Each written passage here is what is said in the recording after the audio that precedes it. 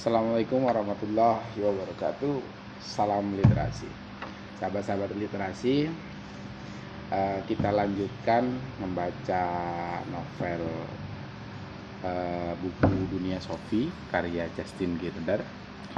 Kesempatan kali ini topik kita mitos-mitos. Suatu keseimbangan yang rawan antara kekuatan baik dan kekuatan jahat. Tidak ada surat untuk Sophie keesokan harinya. Sepanjang hari yang rasanya tak berkesudahan di sekolah itu benar-benar membuat dia bosan. Dia berusaha untuk berlaku sangat manis kepada Joanna ketika istirahat. Dalam perjalanan pulang, mereka membicarakan rencana berkemah segera setelah hutan cukup kering. Setelah saat-saat yang tampaknya seperti tanpa akhir itu, dia kembali melihat kotak surat.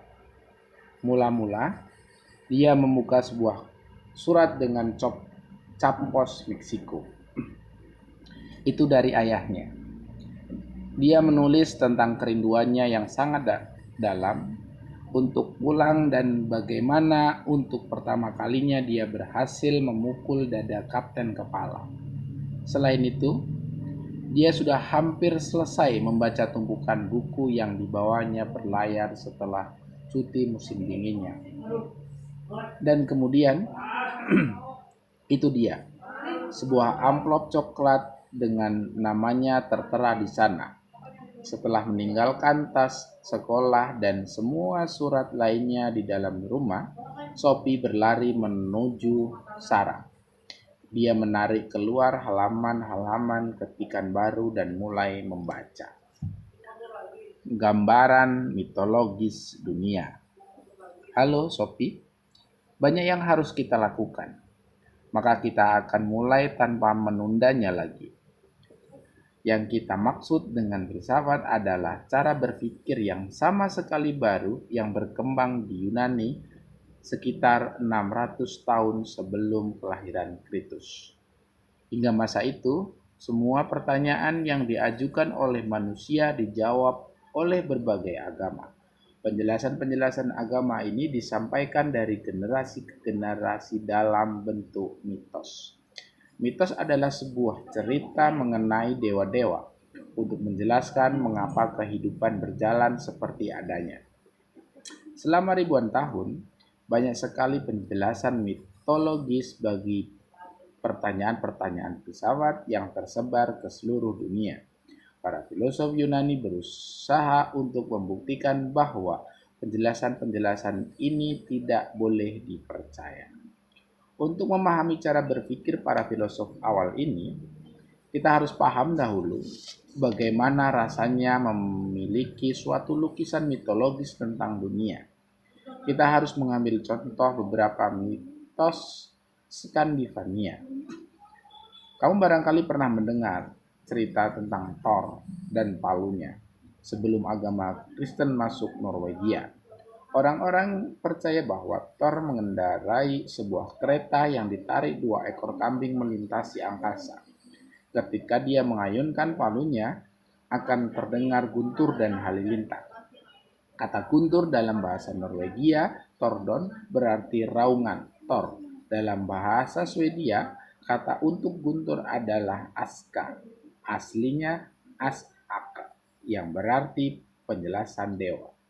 Perjalanan dewa di atas lapisan-lapisan langit. Jika ada guntur dan halilintar, pasti ada hujan, yang sangat penting bagi para petani Viking. Maka Thor dipuja sebagai dewa kesuburan. Penjelasan mitologi untuk hujan karenanya adalah bahwa Thor sedang mengayunkan palunya, dan jika turun hujan, jagung berkecambah dan tumbuh subur di ladang. Bagaimana tanaman-tanaman di ladang dapat tumbuh dan menghasilkan panen tidaklah dipahami. Tapi jelas itu dikaitkan dengan hujan. Dan karena setiap orang percaya bahwa hujan ada hubungannya dengan Thor, dia menjadi salah satu dewa paling penting di wilayah Skandinavia.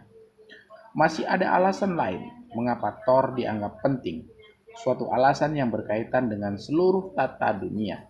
Orang-orang Viking percaya bahwa dunia yang dihuni itu merupakan sebuah pulau yang selalu terancam bahaya dari luar.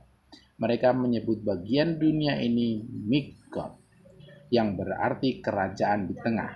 Di dalam Midgard terletak Asgard, tempat bersemayam para dewa. Di luar Midgard adalah kerajaan Utgard, tempat tinggal para raksasa yang curang, yang melakukan segala tipuan keji untuk menghancurkan dunia. Monster-monster jahat seperti ini sering dianggap sebagai kekuatan-kekuatan pengacau. Bukan hanya dalam mitologi Skandinavia, melainkan juga dalam hampir semua kebudayaan lain, orang-orang mendapati bahwa ada suatu keseimbangan yang rawan antara kekuatan baik dan kekuatan jahat.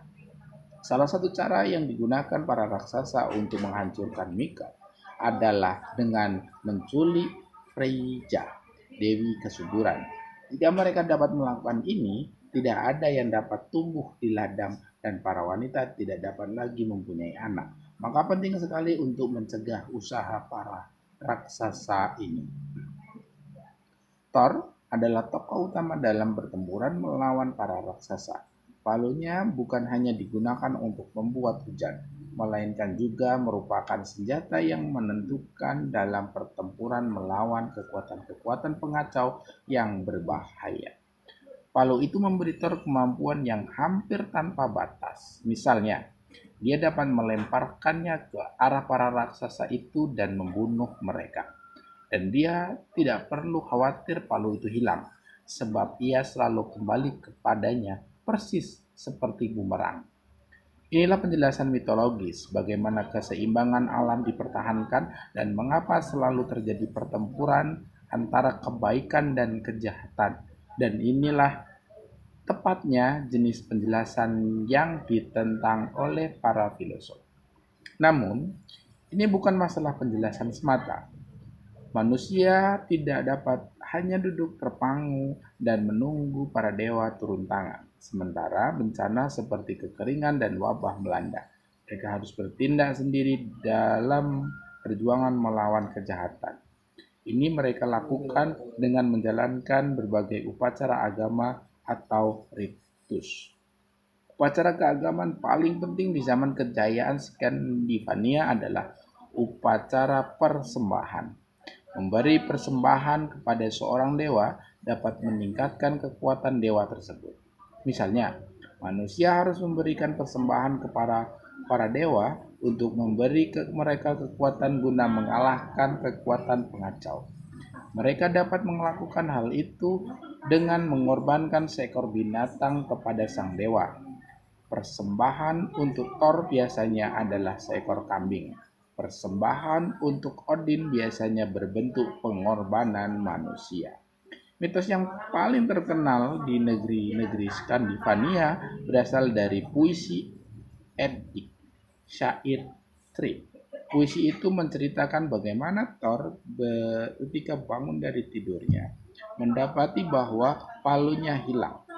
Ini membuatnya begitu marah sehingga kedua tangannya gemetar dan janggutnya bergoyang. Dengan ditemani pengikutnya, Loki, dia pergi mendatangi Freyja untuk menanyakan apakah Loki boleh meminjam sayap Freyja agar dia dapat terbang ke Jotunheim, negeri para raksasa, dan mencari tahu apakah memang mereka telah mencuri palu Thor.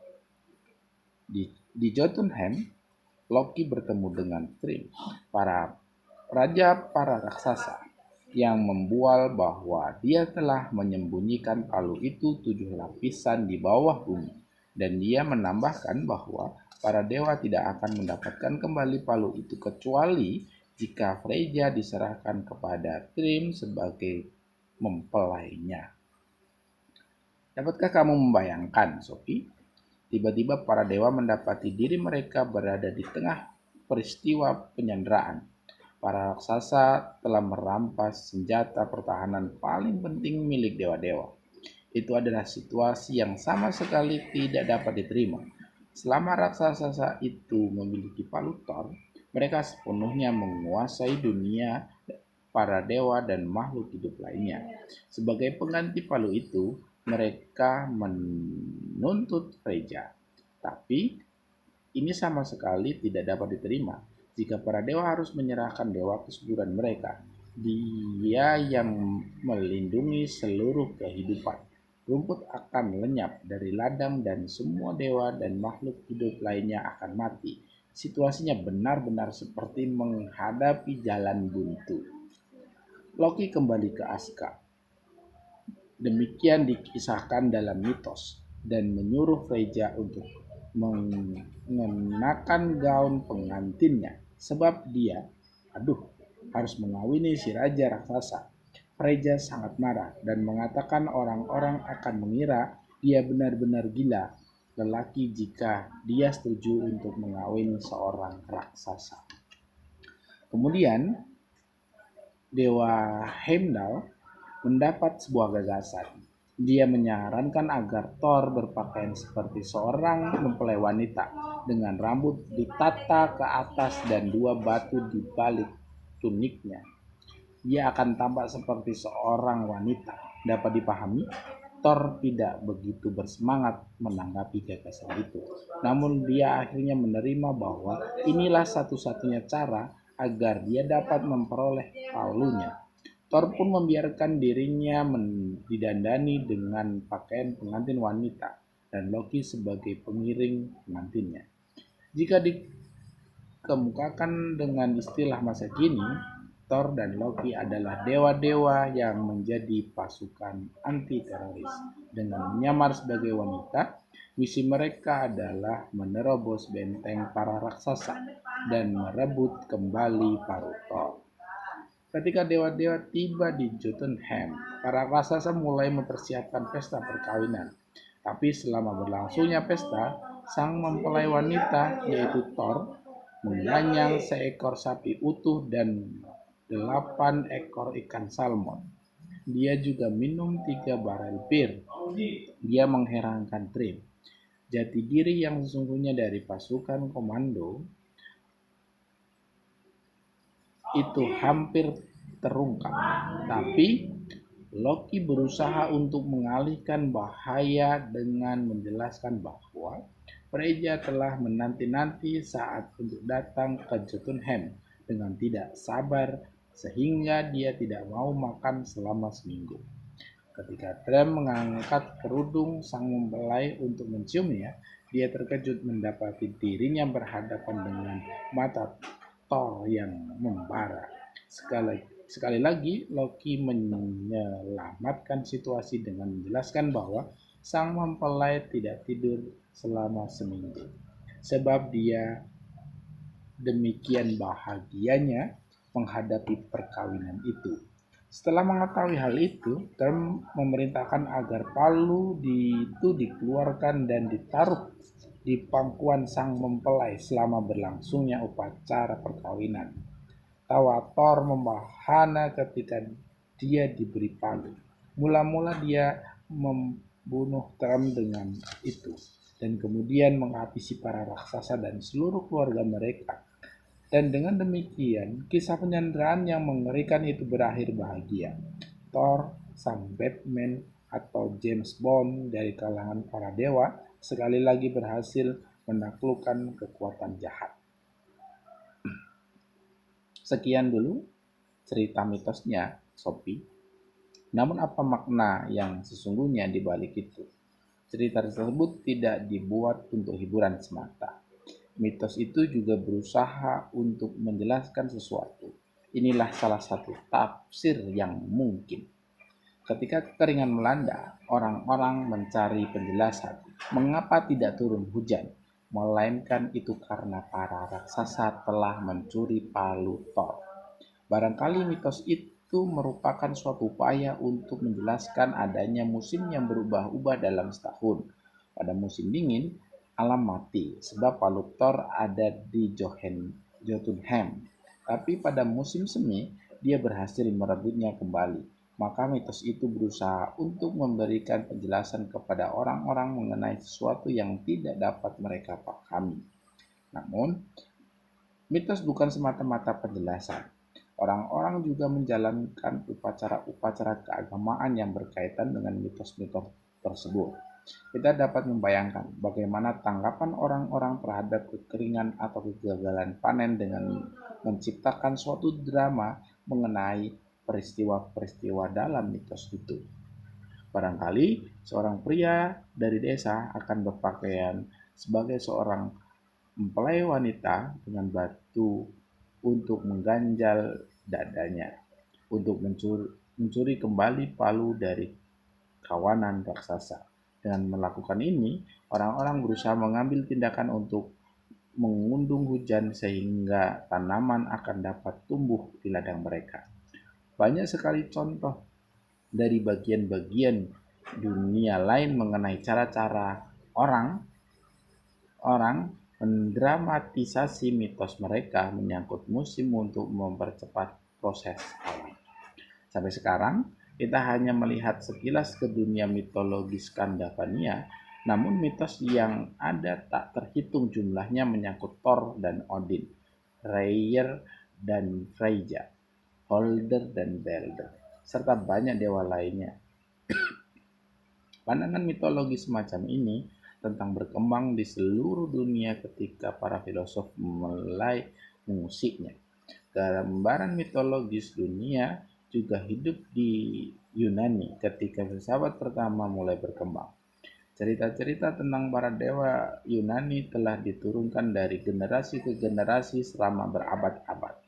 Di Yunani, para dewa dinamakan Zeus dan Apollo, Hera dan Athena, Dionysos dan Asklepios, Herakles dan Hephaestus, untuk menyebut sebagian di antaranya. Sekitar 700 sebelum Masehi, kebanyakan mitologi Yunani ditulis oleh Homer dan Hesiod. Inilah menciptakan situasi yang sama sekali baru. Kini setelah mitos-mitos itu berkembang dalam bentuk tulisan, terbuka kemungkinan untuk mendiskusikannya. Para filosof Yunani paling awal mengecam mitologi Homer sebab para dewa terlalu menyerupai manusia dan sama egois dan sama curangnya. Untuk pertama kalinya dikatakan bahwa mitos-mitos itu tidak lain dari hasil pemikiran manusia. Salah seorang pendukung pandangan ini adalah filosof Xenophanes yang hidup sekitar 570 sebelum Masehi. Manusia menciptakan dewa-dewa sesuai dengan bayangan mereka sendiri, katanya. Mereka percaya bahwa dewa-dewa itu dilahirkan dan mempunyai badan dan pakaian serta bahasa sebagaimana kita semua. Orang-orang Ethiopia percaya bahwa para dewa itu hitam dan berhidung rata. Bangsa Tracia membayangkan mereka sebagai manusia bermata biru dan berambut terang. Jika sapi, kuda, dan singa dapat menggambar, mereka akan melukiskan para dewa yang tampak seperti sapi, kuda, dan singa. Pada masa itu, orang-orang Yunani mendirikan banyak negara kota, baik di Yunani sendiri maupun koloni-koloni Yunani di Italia Selatan dan Asia Kecil, yang di dalamnya semua kerja berat dilakukan oleh para budak, sehingga setiap warga negara bebas memanfaatkan waktu untuk dengan memikirkan politik dan kebudayaan. Di lingkungan-lingkungan kota ini, orang mulai berpikir dengan cara yang sama sekali baru, murni atas namanya sendiri. Setiap warga negara akan mempertanyakan sebagaimana masyarakat mestinya diatur. Dengan demikian, setiap individu juga mengajukan pertanyaan-pertanyaan filosofis tanpa berpaling pada mitos-mitos kuno. Kita menyebut ini perkembangan dari cara pikir mitologis menuju cara pikir yang didasarkan pengalaman dan akal. Tujuan para filosof Yunani awal adalah menemukan penjelasan-penjelasan alamiah dan bukannya supranatural untuk berbagai proses alam. Sophie meninggalkan sarang dan berkeliaran di taman yang luas itu. Dia berusaha melupakan apa yang telah dipelajarinya di sekolah, terutama pelajaran sains. Jika dia tumbuh dewasa di taman ini tanpa mengetahui sesuatu pun mengenai alam, bagaimana perasaannya mengenai musim semi? Apakah dia akan berusaha mencari semacam penjelasan mengapa tiba-tiba hujan turun pada suatu hari? Apakah dia akan menciptakan fantasi untuk menjelaskan kemana salju menghilang dan mengapa matahari terbit pada pagi hari? Ya, pasti dia akan melakukan hal itu. Dia mulai mengarang-ngarang sebuah cerita. Musim salju mencekram tanah itu dan menggenggamnya yang sedingin es, sebab si jahat Muriat telah memenjarakan putri si kita yang jelita dalam penjara yang dingin. Namun suatu pagi, Pangeran Berafoto yang gagah berani datang dan menyelamatkannya. Si kita berasa berbahagia sehingga dia mulai menari-nari di atas padang rumput, menyaksikan sebuah lagu yang telah diciptakan di dalam penjara yang lembab. Bumi dan pepohonan menjadi begitu terharu sehingga salju meleleh menjadi air mata. Tapi kemudian matahari muncul dan mengeringkan seluruh air mata itu. Burung-burung menirukan menyanyikan si kita. Dan ketika sang putri yang jelita melepas ikalnya yang keemasan, beberapa gumpal rambutnya jatuh ke bumi dan berusaha menjadi bunga bakung di ladang. Sophie menyukai cerita yang indah jika dia tidak menemukan penjelasan lain mengenai bergantinya musik. Dia yakin bahwa pada akhirnya dia pasti akan mempercayai cerita karangannya sendiri. Dia tahu bahwa orang-orang selalu ingin menjelaskan proses alam. Barangkali mereka tidak dapat hidup tanpa penjelasan-penjelasan semacam itu, dan bahwa mereka menciptakan berbagai mitos pada masa sebelum ada sesuatu yang dinamakan sains. Terima kasih, sahabat literasi. Sekian untuk pertemuan selanjutnya, berjudul Para Filosof Alam. Saya akhiri. Wassalamualaikum warahmatullahi wabarakatuh.